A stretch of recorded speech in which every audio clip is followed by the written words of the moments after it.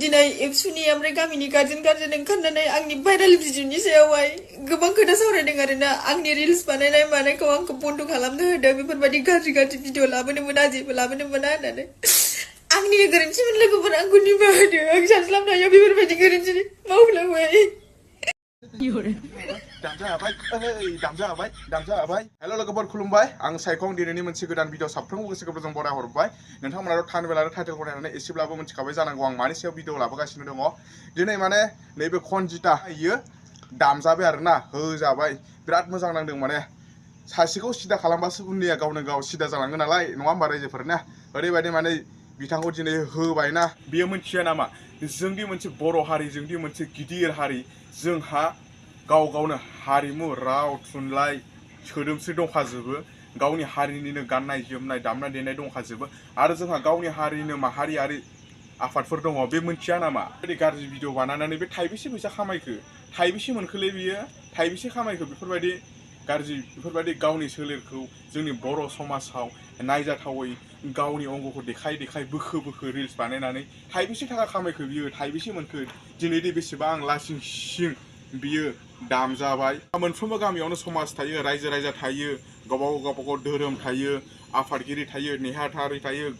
बिथांमोना नोंखौ सिनायनानै थाबाय थागोन नोंखौ नोंनि बिदि भिडिअ बानायनायखौ नायनानै थाबाय थागोन नों सानदों नामा नोंनि भिडिअखौ रावबो नुवाखै नोंनि भिडिअआ पुरा जोंनि बर'लेण्डआवनो गोसारनानै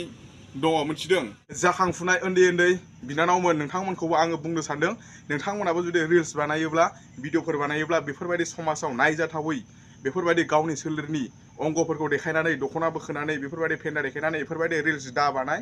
गोबां लामा दङ रिल्स बानायनायनि गोबां मोजां रिल्स बानायनो हायो गोबां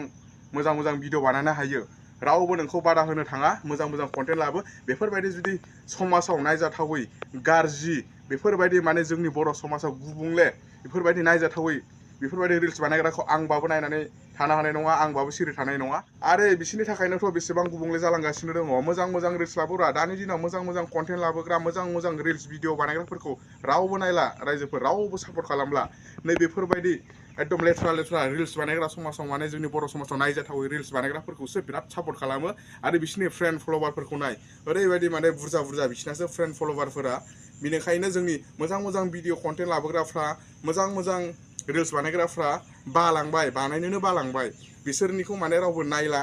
बिसोरना भिउस फैला मोजां रिल्स बानायग्राफोरनिया बेफोरबायदि माने लेथ्रा नायजाथावै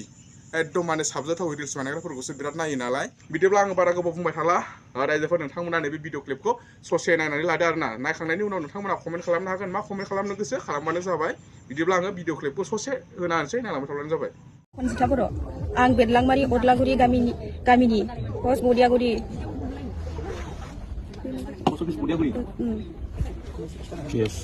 PS गसाइगाव जिल्ला क'क्राझार आं गावखौनो सानस'नो हायैयाव दाखालि साननैसो सिगां आंनि फेसबुक पेजनि गेजेरजों माखासे सुबुं समाजाव गनायजाथावै रिल्स भिडिअ हगारदोंमोन बिनि सायावनो आं दिनै उनफिन सानफिन साननानै बर' हारि आरो बर' समाजनि गेजेराव आंनि गाज्रियै भाइरेल भिडिअ हगारनायनि सायाव खर' गंग्लायै निमाहा बिनाय जाबाय आं